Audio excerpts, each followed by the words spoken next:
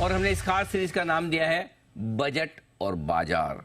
जी हाँ, बजट 2024 तेजी की गारंटी, ये हमारी टैगलाइन है और इसमें हम आज बाजार की उम्मीदों पर बात करेंगे कि बजट से क्या उम्मीदें लेकर बाजार चल रहा है। हमारे साथ कार्यक्रम में शामिल हो रही है राधिका गुप्ता जी, जो एमडी और सीईओ हैं रेलिगेयर म्यूचुअल माफ कीजिए एडलवाइज म्यूचुअल फंड की, और साथ ही वाइस चेयरपर्सन है एमफी की भी, और दोनों ही जिम्मेदारियां राधिका जी बड़ी बखूबी संभाल रही है। राधिका जी, बहुत बहुत स्वागत है आपका, धन्यवाद हमें समय देने के लिए।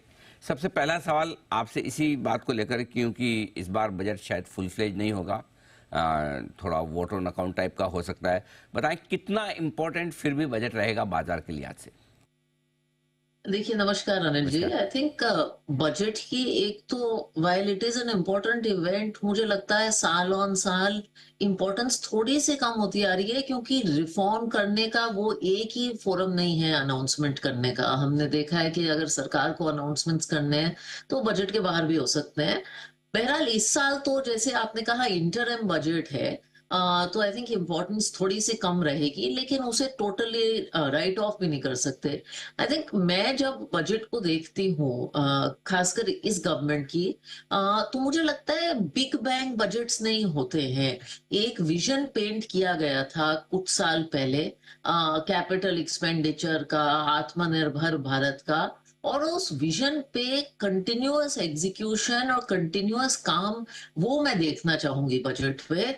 कंसिस्टेंसी देखना चाहूंगी, उसकी हम डिटेल में बात कर सकते हैं, लेकिन मेरे लिए जो एक विजन पेंट किया गया है ना अमृत काल का और एक आत्मनिर्भर भारत का, उसके तरफ कंसिस्टेंसी देखना बहुत जरूरी है बजट में। बहुत इंटरेस्टिंग बात आपने की, आत्मनिर्भर भारत और अमृतकाल को लेकर जो सरकार के प्लान है उस इस बजट में उनको आगे क्या डायरेक्शन मिलता है। लेकिन उससे पहले एक चीज और जो इमीडिएट है, क्योंकि मई में चुनाव होंगे और जाहिर सी बात है चुनाव के जस्ट पहले का बजट है, लोगों को थोड़ा मन में ये भी रहता है कि एक पॉपुलिस्ट बजट हो सकता है, थोड़ी ऐसी घोषणाएं हो सकती है जो लोगों को ज़्यादा पसंद आए। क्या आपको लगता है कि इसकी संभावनाएं हैं? संभावना तो रहती है, लेकिन अगर आप इसी सरकार का पिछले चुनाव से पहले का बजट देखें तो आई थिंक इन्होंने काफी अच्छा काम किया था पॉपुलिज्म को रेजिस्ट करने का पूरी तरह से। तो मेरी अभी भी उम्मीद है कि ये कैपिटल एक्सपेंडिचर जो है उस पे कंटिन्यूअस फोकस डालें और पॉपुलिज्म को रेजिस्ट करें। एंड आई थिंक इनका पिछला ट्रैक रिकॉर्ड सजेस्ट कर सकता है कि हमें इसके अराउंड थोड़ी सी होप हो सकती है। बात है तो पुराना ट्रैक रिकॉर्ड तो यही कहता है कि ज़्यादा ऐसा पॉपुलिस्ट बजट होने की संभावना कम है। लेकिन आप जो कह रही हैं कि आत्मनिर्भर भारत और साथ ही अमृतकाल का पॉलिसी विजन, इसका इम्प्लीमेंटेशन क्या खास बातें अगर हो इस बजट में तो आपको लगे वाह बढ़िया बजट है? नहीं, दो चीजें बहुत जरूरी हैं कैपेक्स के अलावा। एक तो पीएलआई एक बहुत सक्सेसफुल स्कीम रही है।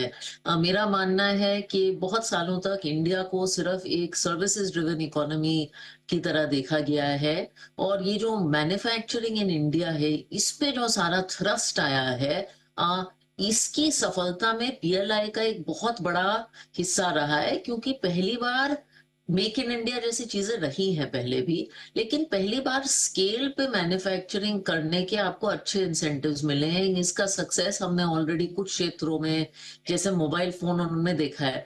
तो पीएलआई का कंटिन्यूएशन मेरे हिसाब से बहुत जरूरी है। दूसरा, जो हिंदुस्तान की सबसे बड़ी एज है और जो लायबिलिटी भी बन सकती है, वो है उसकी युवा पॉपुलेशन जो वर्कफोर्स में आने वाली है।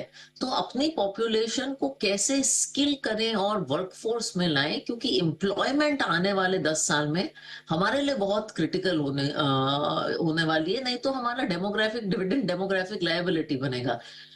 तीसरा, आई थिंक डिफेंस पे बहुत अच्छा काम किया है। आत्मनिर्भरता of defence, indigenisation of defence पे सरकार ने बहुत अच्छा काम किया है। काफी बजट अब इंडिजिनस परचेसेस को जाता है, तो उस पे भी मैं कुछ कंटिन्यूएशन देखना चाहूंगी। तो ये दो तीन एरियाज है।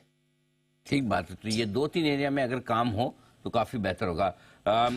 एक और चीज़ जो है, आमतौर पर जनरली विदेशी निवेशक देखते हैं कि भाई फिस्कल डेफिसिट कितना क्या चल रहा है। क्या लगता है जिस तरह के टैक्स कलेक्शन है, चाहे इनकम टैक्स हो जीएसटी हो, क्या सरकार वहाँ पर बैलेंस बराबर बना पाएगी? कहीं कोई दिक्कत वाली बात तो नहीं?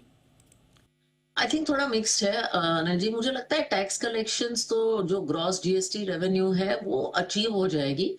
तो वहां प्रॉब्लम नहीं रहेगी। थोड़े क्रूड ऑयल प्राइसेस बढ़े थे तो वहां एक कंसर्न का एरिया हो सकता है। डिसइन्वेस्टमेंट टारगेट का भी देखना पड़ेगा, are we short on that. तो ये दो तीन बैलेंसिंग फैक्टर्स हैं, लेकिन मेरे हिसाब से मीट करेंगे, शायद थोड़ा सा मिस भी हो सकता है। भी बताएं कि बजट से पहले बजट के बाद बाजार का डायरेक्शन आप कैसे देखती है और जो इन्वेस्टर्स है उन्हें क्या करना चाहिए?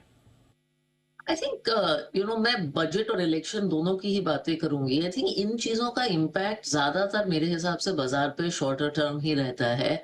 और मैं बार बार कहूंगी कि इंडिया को एक इवेंट में या एक साल में ना देखें, इंडिया को एक डेकेडल स्टोरी की तरह देखें।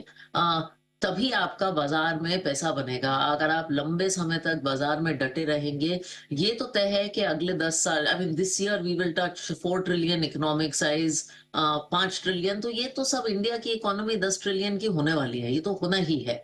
तो इसमें आपको पार्टिसिपेट करना है, और ये एक मल्टी सेक्टोरल इकोनॉमिक स्टोरी है। तो मैं बार बार कहती हूँ, अगर आप हिस्टोरिकली भी देखें, एडलवाइज म्यूचुअल फंड ने एक रिपोर्ट निकाली थी जहां हम इलेक्शंस का और बजट का मार्केट पे इम्पैक्ट देखते हैं। और डे ऑन डे इम्पैक्ट हो सकता है, एक मंथ में इम्पैक्ट हो सकता है, लेकिन लंबे समय तक इन इवेंट्स का इम्पैक्ट नहीं रहता, क्योंकि हिंदुस्तान की स्टोरी का जो एक्साइटमेंट है वो उसकी एंटरप्रेन्योरशिप और वो उसकी डेमोग्राफिक्स में है। ठीक बात है। तो बिल्कुल, तो बजट और इलेक्शन दोनों का एक लिमिटेड असर होता है और ऐसे में इन्वेस्टर्स बने रहें, डटे रहें, टिके रहें लॉन्ग टर्म के लिहाज से। ये है राय राधिका जी की। बहुत बहुत धन्यवाद राधिका जी, आपने बजट को लेकर बहुत विस्तार से और एकदम साफ साफ हमारे दर्शकों को समझाया। Thank you so much. Thank you. धन्यवाद।